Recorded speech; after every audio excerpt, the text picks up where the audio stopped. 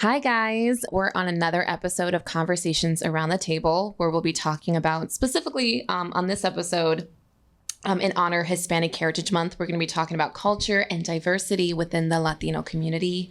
And I'm very excited because I'm actually getting to talk to two people who I don't really get the chance to talk to a whole lot. So go ahead and introduce yourselves. I'm Marissa Velasco, unless I guess if my mom's referring to me as Marissa Velasco. I'm Nereida Avila, and I guess in Spanish that's Nereida Avila, and I'm a designer. I always find that so funny that I also am like a little bit programmed too when I say like even my name or just anything. Like I was talking to someone the other day and I said, I try not to go, oh, my grandmother or my grandfather. Because I was like, it's not natural for me. And so when I say, oh, my abuelita, my abuelito, or my nana, I thought that they're like, what? What was that? So then I have to like kind of go back and be like, okay, yeah, let me start with the basics. But it can, I mean, at this point too, like in a professional setting, sometimes like you, or even in a casual conversation, you right away go more for like what is more universal or that people wouldn't have a tougher time. Easy to pronounce. Yeah. No, for sure. Because if you were to, say my entire name, it's Marissa Rosaba Velasco, and I feel like it doesn't roll off the tongue as easily. And so, most times I even removed that from my resume, my middle name on there, because I just felt like it came off a little either, again, too ethnic or maybe a little too hard to pronounce. Yeah, that's so interesting. And I know so here's a little tidbit, everybody. My real name is not Vicky. Gasp. I know. That's the exclusive. It's actually Maria. My first name's Maria. And my middle name is Victoria. So my parents have always, nicknames galore in the Latino culture. So I go by Vicky. Except for I do have one sister who calls me Maria. This happened a couple years ago. She's like, you need to use that. And I was like, well, no one calls me that. She's like, well, from now on, she's like, that's what I'm going to call you. And to this day, like, she won't say Vicky. It's always like Maria or it's Maria. And then now her kids also say it now too, as like, I'm Tia Mia. So yeah, it's a whole like identity shift. Yeah, whole identity shift. We're just kind of like, when I have to explain that to people. But I want to kind of like just dive in a little bit.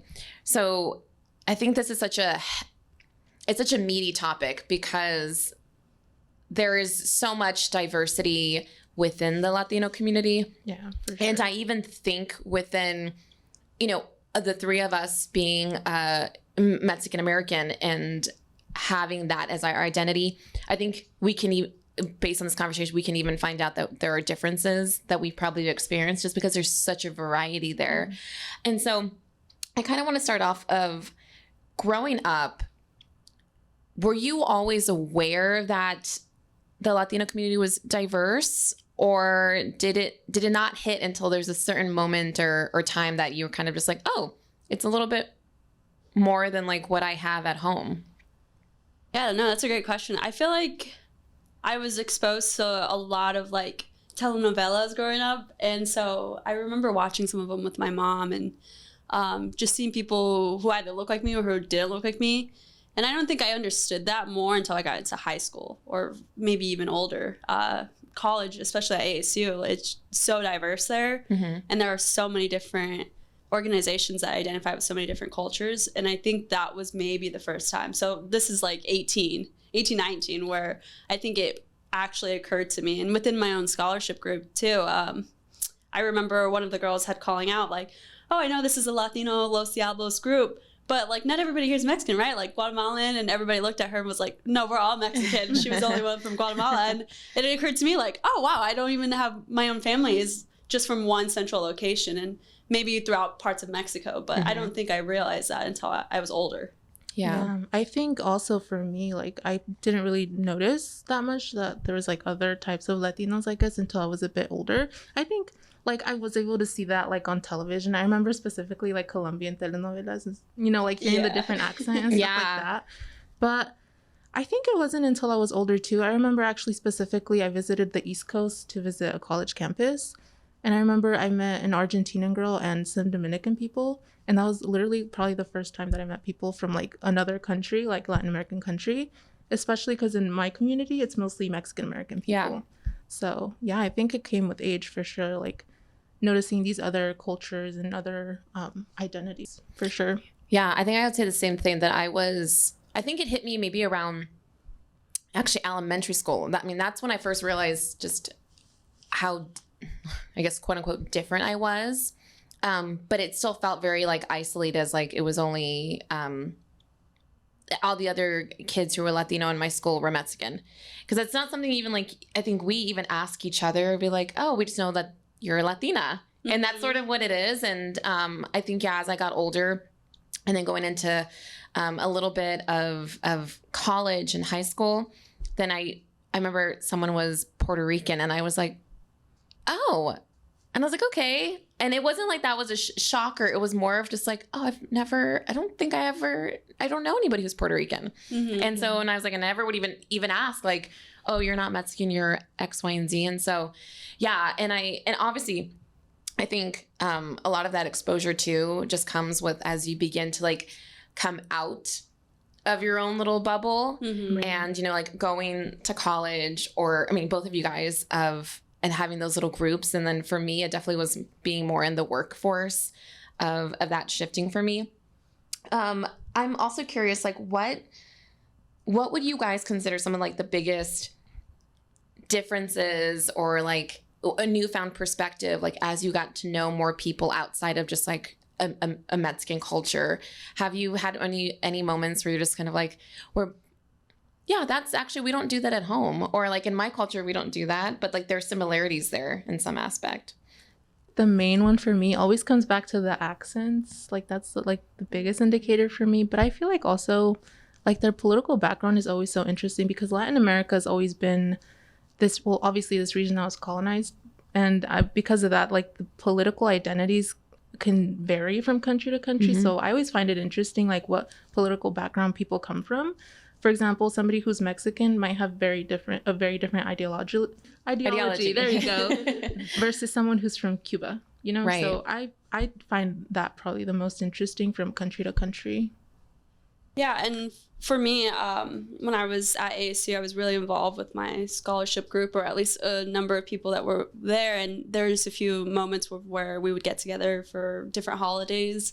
One of them I remember for around Christmas time, and I think we had talked about like what the common things were, like maybe eating pozole, on Christmas morning or something, or the way that you do gifts. Like my mom was always, it's on Christmas Day, not the day before, the day after.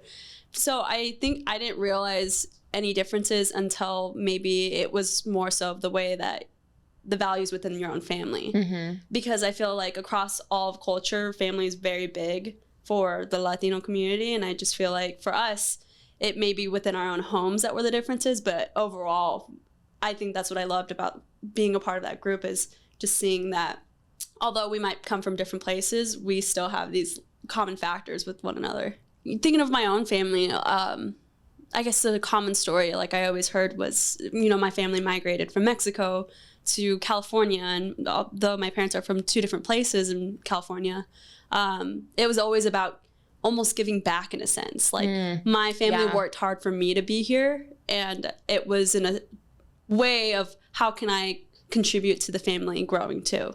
So it's not just me moving up, it's moving my family up with me as well. Yeah. And so, I feel like at a young age, I learned how important that was.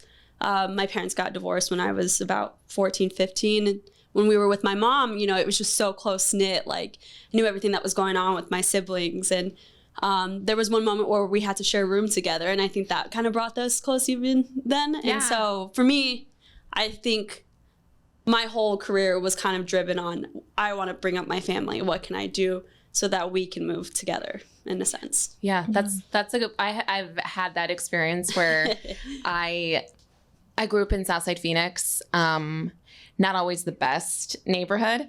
And I remember when my dad was going to school at night and working during the day, my mom would work and then stay with us at night. At that time, it was just the three sisters.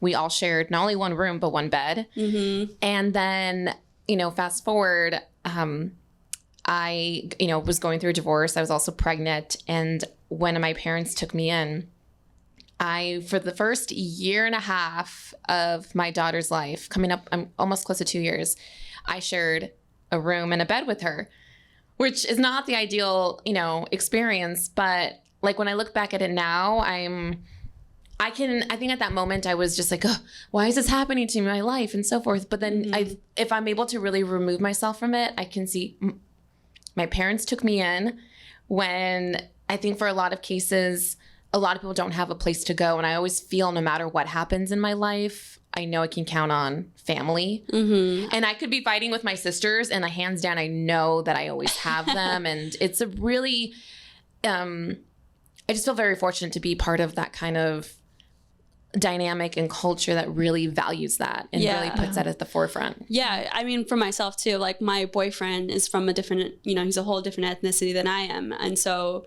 him being Caucasian coming into my life, seeing like how close my family is and every family party we're going to, every baby shower, birthday party, I think it's great that he sees how important that is to me and is in, reflecting on his own family too. And I just love that. Like what you said, like no matter what happens in life, when my parents got divorced and my mom also went through a job loss and so many other things, like it felt like the world was falling on us, but in a sense we had each other. And there was nothing that could break that too. So for me, family is really important. And I think I always have that in the back of my head is like, sacrifices that were made for me to be here where I am. And I'm so fortunate for that. And I think that even ties into your work ethic. Like I feel like everybody in the family is working for one another. It's never been just a solo thing or it's almost like you can't be selfish. Yeah. That's funny you say that because immediately when I thought about when you described like your boyfriend coming over to family events and stuff, I was like, I bet you he's asked her, are you guys yelling at each other? Oh yeah, the way that it sounds, of like, oh yeah. I was like, no, I'm just talking. Your Thea sounded a little mad. No, that's just the way she talks. Like I even think about that with my grandma. Every time she would call my name over, Marissa, it would to me sound scary at a young age. But now once I'm older, I'm like, oh well, no, that's just the way she talks. I was gonna add too. I think it's funny for him to just realize as well as like, you guys talk loud with one another, and it's like, yeah, well, we're trying to talk over each other to get our point across. I feel it's just a thing. Do you guys kind of feel this way too? Like, do you think you're louder and more obnoxious around your family and like unapologetically and versus other people, like especially 100%? I feel like you code switch in a way. So growing up with my family here in Arizona is a little bit different than where my family is in California and Avenel, which is outside the Fresno area. And I feel like the slang and the accent comes out more because it's more accepted in that area versus here. I feel like I have to code switch when I come back from visiting or anything. Yeah, no, that's a good point. That is like, I remember, and I don't know if you guys ever experienced this. So I went from growing up in Southside Phoenix, where it's so diverse, not just even Latinos, but every ethnicity. And I never thought twice about like, oh, I'm Mexican in a room full of, 10 white kids and, whatever. It wasn't until I moved to Mesa in the East Valley when things were still predominantly getting built. And this was in 5th grade. And I remember it started being called out more of like, Vicky, like when I would use slang at school, because I at that time wasn't switching it off. And so I remember some girls would be like, why are you saying that? Or what does that mean? And it would be in a way that would make me feel like almost shameful. And then it got to the point too where it's just like your eyebrows or your arm hair is too hairy or like you're too dark. And there was a time too for quite a few years where I struggled with like my identity and my culture. Like I really pushed against it because I was like, well, this is making me different and I don't want to be different. And I go, I want to be friends with these girls and these kids. And I go, so if this is a thing that they're calling out, it must be something I need to change. And I remember I would refuse speaking Spanish. I would refuse listening to, if my parents put on music, I'd be like, can we listen to something else? Can we was internalizing this and projecting it that way. And there'd be times too, I would come home and go in the shower and try to scrub off my tan. And like, when I look back at it now, I'm like, that's like, if my daughter ever went through something like that, I'd be like, oh, whoa, let's sit down and talk about this. But at that time, like that was what I was experiencing. And I think it definitely hurt me in a little bit owning and celebrating my culture. Mm-hmm. And so like now obviously after that, I'm in a whole different world, but I'm just curious, have you guys ever experienced anything like that from other people's perspective of your culture or you, that you like things you just can't change? So you're saying like, have I ever like just struggled with my identity and like, accepting it? Yeah.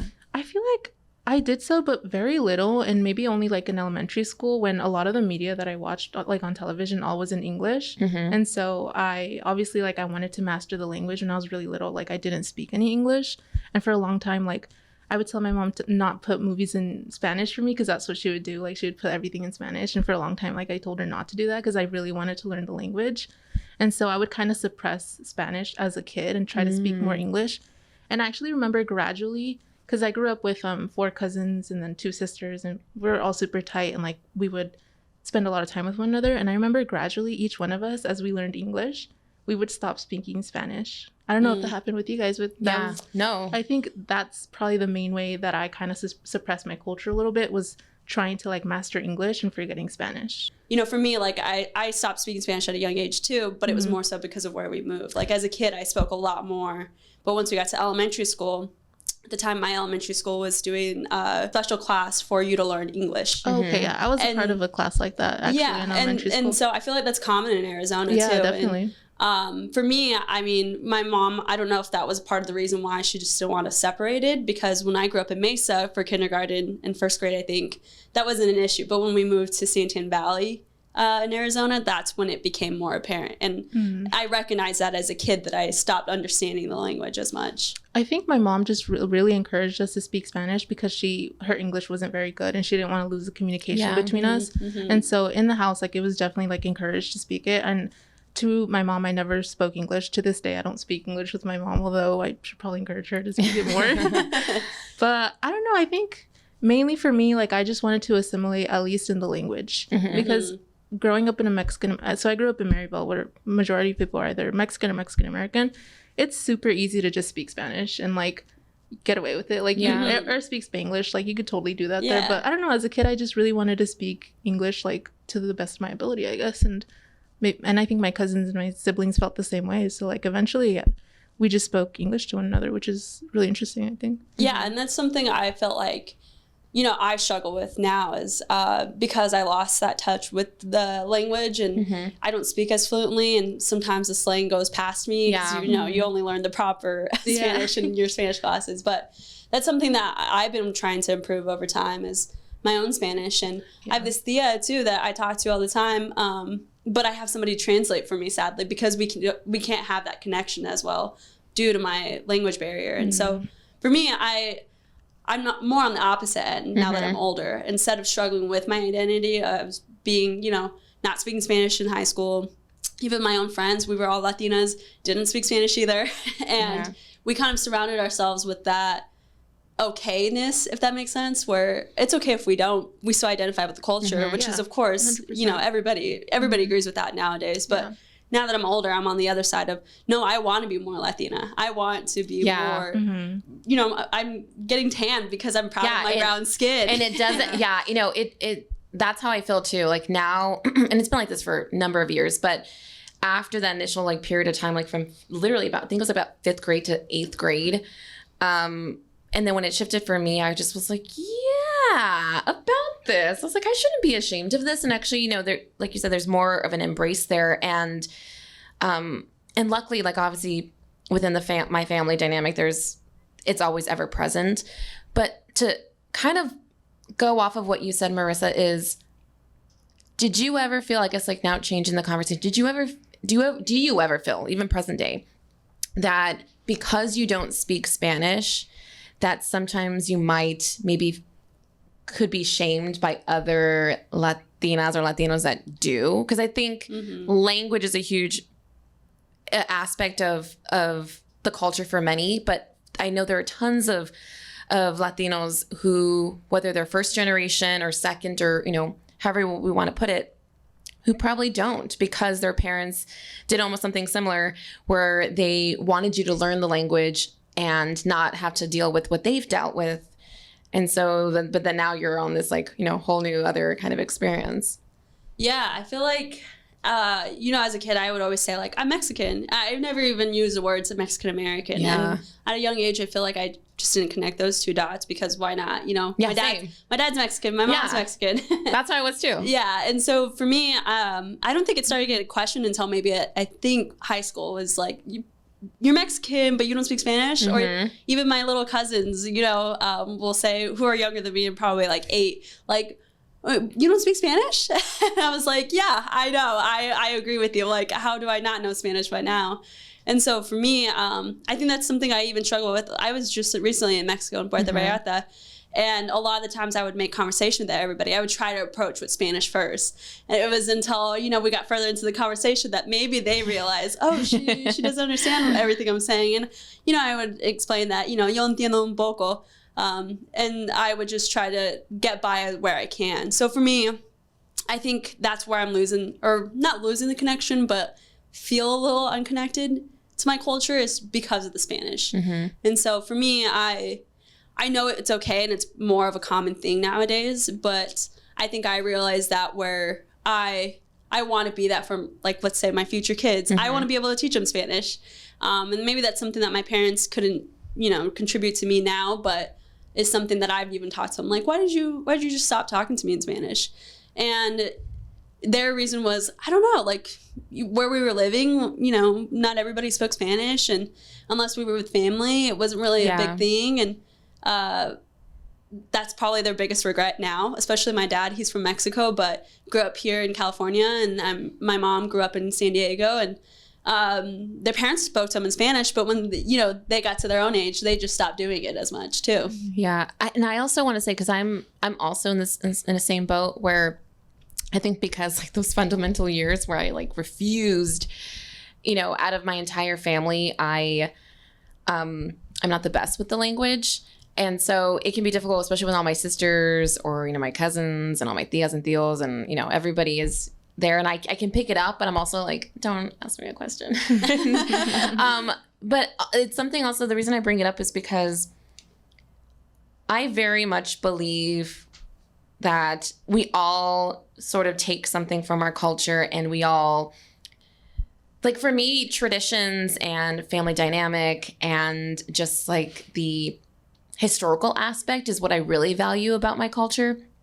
And the language, beautiful, would love to be more fluent, but at the same time too, I also tried not to be so hard on myself because I know you can see on social and pretty much when there's like a public forum where I have felt like shamed by other Latinos when it's like you're watching a video and then you see comments saying like, she's Mexican, doesn't know how to speak Spanish. Like that's so embarrassing. And then you start just, of course, reading what people are saying and you're just like, this is my community and they think that I'm embarrassing or whatever. Yeah. And that can be hard. Yeah. I even remember saying too back then, like, oh, I'm 99% Mexican because I don't speak Spanish. So for me, it almost feels like you're missing a part of your culture in a way. And so I agree with that. Like, although we come from, the same type of traditions, quinceañeras, we all know what happens at a quinceañera, the importance of it, or we all know, again, tamales and why we do it. But I feel like it's that piece where I almost feel like I'm missing out on something. And I don't get shamed for it as much anymore, I feel like. It's more maybe within my family. But it's, in a way, a playful banter than anything. And so for me, I guess I just don't want my own kids to feel like that. Yeah. And so that's why I'm making those efforts to try to learn more Spanish. But I agree with you. Like, it almost feels like you're just missing out on the conversation a lot more that way. Yeah. Or you're not as Mexican because you don't speak the language. Yeah, again, and I'm like, no, I am like through and through, like first generation. Yeah. And I think that's what's just so funny because like, of course, there was a time when I was not denying, but like pushing against it. And now I've been in a period where I'm just like, give me as much as possible. Yeah. I want to ask, speaking about like traditions and such, is there a specific one, whether it's within the own Mexican culture or in general within your household, that is like your hands down your favorite thing that you do for whatever reason, whether it's a quince, whether it's for Christmas or birthdays? I feel like I really love that we celebrate. I mean, I don't want to generalize but I feel like most of us do. Most Mexican families we celebrate Christmas on Christmas Eve. And, like, that's just the most fun thing, especially as a kid, like, waiting for the countdown for midnight. It was just so fun, like, opening presents, like, at midnight. I don't know. I just my parents try to compromise because we used to, like, really drive that home with them. And then they're like, well, then you have nothing on Christmas Day. And I was like, listen, we'll do half and then we'll do the other half. And so then it got to a point because I've always loved that, too, is that you used to wait until, like, the 23rd and 24th. And you're like, it's Christmas Eve now. Let's do it. And then my parents would be like, first it'd be midnight. And they're like, okay, let's wait until 8 a.m. And then it'd be like later and later. And they're like, we'll do it at 10 p.m. on Christmas Eve. And I was like, that defeats the purpose. No, but I love that too. There's just something about like feeling like I don't know, there's celebrating with people, but like almost feels more intimate because you know other people aren't really necessarily experiencing the same thing. Yeah, for me, I feel like there's two that really stick out. One of them is definitely, you know, my mom, I think, has been doing this maybe for like 10 years now, but pozole every Christmas is something that I look forward to. And especially when it's homemade, it tastes 10 times better for sure. 10 times better. And so that's something that she would prepare all night and we would help her. And, you know, the next morning, that's what we eat for breakfast, for lunch, dinner. It goes on. You got to, same thing with the tamales. They're frozen in the freezer because we have so many of them. But for me, like, that's something that has not broken over the years. Yeah. And I feel like my mom's pozole gets better and better too. But here's the thing. Do you, quickly may add, that pozole or menudo? Pozole. Okay, yeah. I love both, but there is just something slightly different. Yeah, for sure. And so for me, the other one too is I feel like baby showers are so common within my family, at least. My family's huge. Like I showed a picture of my boyfriend of them for one Thanksgiving that we had taken, and he was like, oh, wow, it's a big fan. I was like, that's not even half of them. So for me, I feel like baby showers have always been a big thing. And I mean, have you ever been to, I like to ask other people, like a big Latino baby shower. Yeah. They go hard. Yeah. They go, all out. The food is all good. And so for me, that's just one other big tradition that my family has is it's never small. It's a big thing. Yeah. And it's like you're welcoming a new life and welcoming it with your family all together too. Yeah. And even touching on like, new life. This is going to sound maybe more a bit to other people, but funerals are also something that I feel like we do them a little bit differently because even it's obviously a very sad experience, especially when it's someone like really close, and but there is like this unity, and I love it because I remember at my nana's funeral. Like the most devastating, and honestly, she was the first person I have ever known that passed away that was close to me. Mm-hmm. And so I remember her funeral. I just like this felt like an out of body experience and stuff. But I remember my mom's cousins that were there and just making us laugh and like really just emphasizing like how great of a person she was. Like, and afterwards you go to someone's house and you do a meal or so, but it becomes almost like this full day party.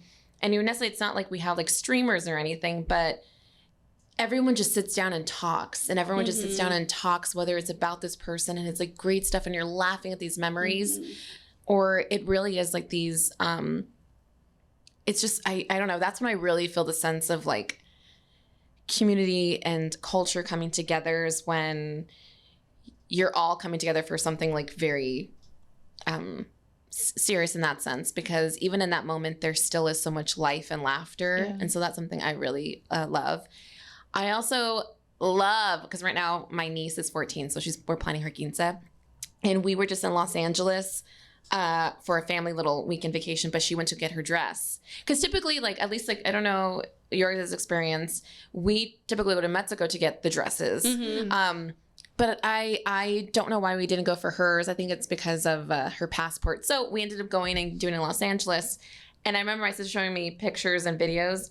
And just thinking about my sister's dress growing up to what my niece has. My niece is so bougie.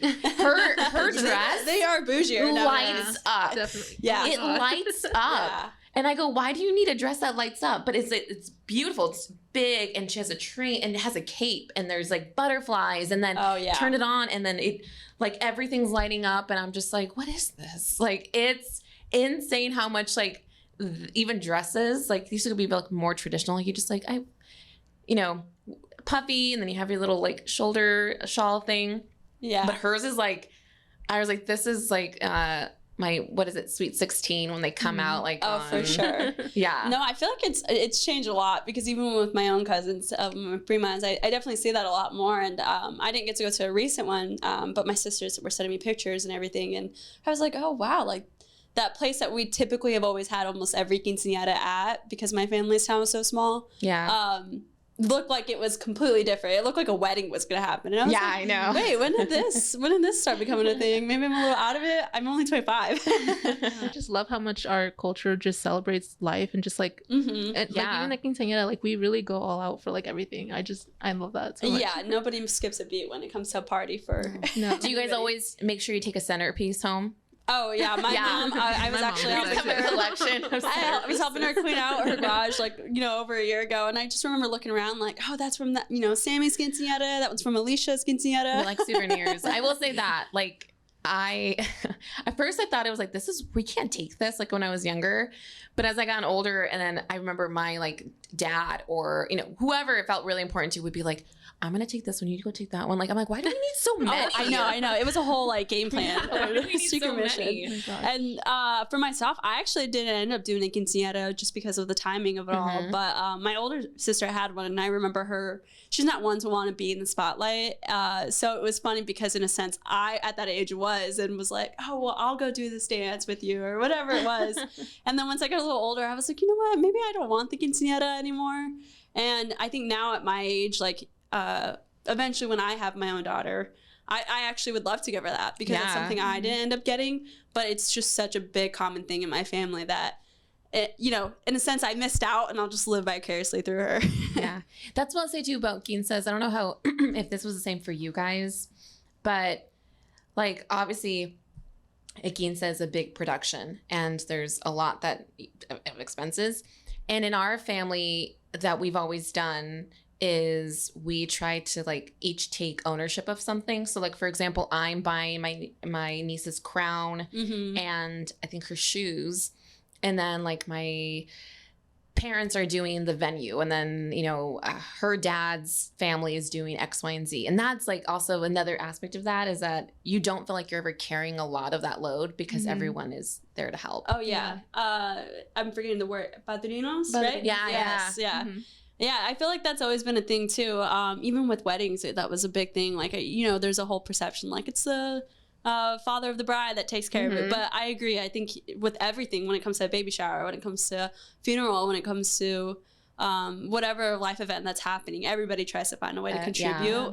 And again, that's where that family sense comes into play. And I feel like we all want the best for one another. And that's something that I truly value. Yeah. What do you think are some of the most common like misconceptions, that stereotype that just keeps building? I'm just curious to know like what are like some of the biggest misconceptions that you think that are out there about Latinos? One that comes to mind for me, and this is kind of relevant to like the media. So I don't know if you guys watch Euphoria at all. Yeah. So I don't actually watch it, but my friends do, and then I just see it all over social media, so it's kind of hard to avoid it. But Alexa Demi, she's like the it girl right now. Yeah. I love her. She's great. But her character is like the most stereotypical Latina girl ever. And it's like, I think that's a big one, is that Latinas are like spicy, or like, or like Sofia Vergara. Is very like, it's not even so much the accent, but that's my problems. Like when, like if it's something natural to a person, like then it's part of that person. But when it becomes like when they're trying to cast somebody, and like you need to fit X, Y, and Z, and like, oh, you can't be a gardener, or you can't be someone who works in maintenance or whatever without having an accent and having this and having that. And I'm just like, that's not. I can tell you for sure that's not true. Or I think it really is. I think as a female, like speaking on that, I have such a hard time seeing that, because I've had people even make comments to me about when I say like I'm Latina, and they go, oh, and sexy or whatever. And I'm just like, are you just basing that purely because of like my ethnicity? Because I'm like the most dorkiest person. I don't feel that. So I'm like, okay, cool, thanks. Or when they just talk I think I don't know. I also think it's kind of gross and grimy sometimes, and so I have a tough time with it. Yeah, and especially too that whole look of like the slick back hair, the gold hoops. Yeah. That, I feel like back then that actually used to be looked at as like ghetto, and trashy. Yeah, and now it's definitely. like, oh, that's the thing. It's what they call the clean girl look. Yeah. And but I think with ethnicities, because with Latinas and also Black women, we've been doing that for a long time. Honestly. And I know. Now that it's bigger and popular, I'm always like, oh, I mean, that's how my mom would slick back my hair. And maybe I didn't have huge hoops, but I had little gold hoops I always wore all the time. For me, I feel like that's definitely something I recognize a lot. Like a lot of the Latina actors or actresses that I see are always that stereotype of being a little spicy or I don't know if like how many that I can say, or the book smart, the book nerd. For me, that's how I was growing up. Yeah. I would say another stereotype that I feel like I hear more often, especially living here in Arizona, it's always about like people coming from the border. Oh, right. Yeah. And I know, this isn't meant to get political or anything, of course, but I feel like, that whole idea of criminals, and it's because of all the movies and shows about cartels, and when really at the end of the day, it's just a lot of families wanting to find a better life, like what my own grandparents did for me. Yeah. And so for me, I have had, not my own personal experience, but of my mom's friend, it took forever for her husband to get his papers to come over here. And I just remember that taking such a long process and how hard that was on the family. And it really was like just a lack of resources is what it comes down to, and the time that it gets allotted for it. So that's why people are wanting to come over faster. It's maybe because both sides don't have the resources to help, find that American dream, I guess. And so for me, I've been seeing it more and more. I've been seeing it more with these elections going on. And I just really want people to know, like, at the end of the day, it's really about families really wanting to be better for each other. Isn't that funny? It comes back to the family thing. Again. Yeah. And that's true. And I mean, like all groups and types of people, there are going to be, some bad sour apples in there. People who just purely want to do whatever. That's everywhere. Yeah. But I think that it really becomes tough to like categorize everybody who's looking for a better life as someone who just wants to break the rules, someone who just wants to do this. Like, I mean, obviously we all have the ability to go and look at the news or read about what's going on in other countries. And I think that's the thing, because it's not so much in the mainstream media of what other countries are going through, we don't think about it. We just see like this wave, this influx of immigrants coming in, and immediately people just make their assumption purely based on that. And that's always tough. And I think that's like the biggest thing is like these stereotypes of being, which is funny. There's one that I think I've had people, or I've encountered, is like when they just say like lazy. And the reason it comes from that is because, sometimes you might see some people who are on the side of the road and like going, hey, I just want a job. And like, I will go out and do X, Y, and Z to make that happen. And that's the thing that I also feel like is it's like such a weird irony, because I'm like, well, they're out there trying to get a job, or they're out there just doing any kind of day-to-day is just like any kind of work I can find to provide. What happens just it gets sent back home or gets sent to the family, and it's not necessarily even for them. And that's funny to me too, because I feel like maybe this is bias, of course, but the Mexican culture is just so, their work ethic is like amazing. I know for me, that's something that's always been derived in my family, is like the hard work will pay out. And I always wondered where that came from, because I'm like, I don't know, the Mexicans you meet are mostly the hardest workers that I know. So I don't know too. This is just another stereotype that I feel like I've experienced more and more lately, and I don't know if either of you have, but there's times where if I go to the grocery store, and I'm not wearing like, something nice like jeans and a t-shirt, or if I'm wearing like sweats, there's a difference in the two times that I go. One is either somebody approaches me and asks me like, do you know where this is? And like what aisle? And I was like, I don't work here. Like, I'm not even wearing the same outfit as the workers here. And so that has happened to me more and more, especially living here in Scottsdale, I feel like, where people are coming up to me to ask me where they can find something. And I don't work here. Like, yeah. This one experience really made me feel like just super down was my daughter goes to school here in Arcadia, just not that far from the office. I remember once I went to go pick her up and I was not wearing, normally I come in and I'm like, you know, my little heels clacking or I'm like put together. And this one day I just was like, I'm just, you know, wearing jeans, shorts, whatever. And I come in to pick her up and there happened to be a new teacher there. And her teacher asked if I was the nanny. I forgot how it came up, but she just goes, I was like, oh, is, you know, Evelyn? She goes, yeah, Evelyn. And she goes, oh, are you the nanny? And I was like, no, I'm her mother. And she goes, oh, I'm sorry. And I was like, I just remember just kind of like playing that. And I was like, my daughter is more Caucasian looking. She's very fair skin, light brown hair. Like, honestly, I mean, I think we look alike, but I think typically, you know, if we're kind of putting anybody into a box, like she does not fit into that. Mm-hmm. And so a part of me was just like, is it because, like, obviously I look more ethnic? I put that into quotations because I get that a lot. You're very ethnic looking. And I'm like, thank you. I don't know how to do that. Yeah, I don't know. Going off of that, I think another misconception is that we're all brown. Like, oh, yeah. Our skin tones, like... But we're all different races and, like, colors. Like, we come in so many different shapes and forms because, again, like, Latin America was colonized. So, like, there was, I think, just an array of people and, like, not everybody's brown. Yeah. And, like, the same, like, I have tias and I have even my sister, dirty blonde hair.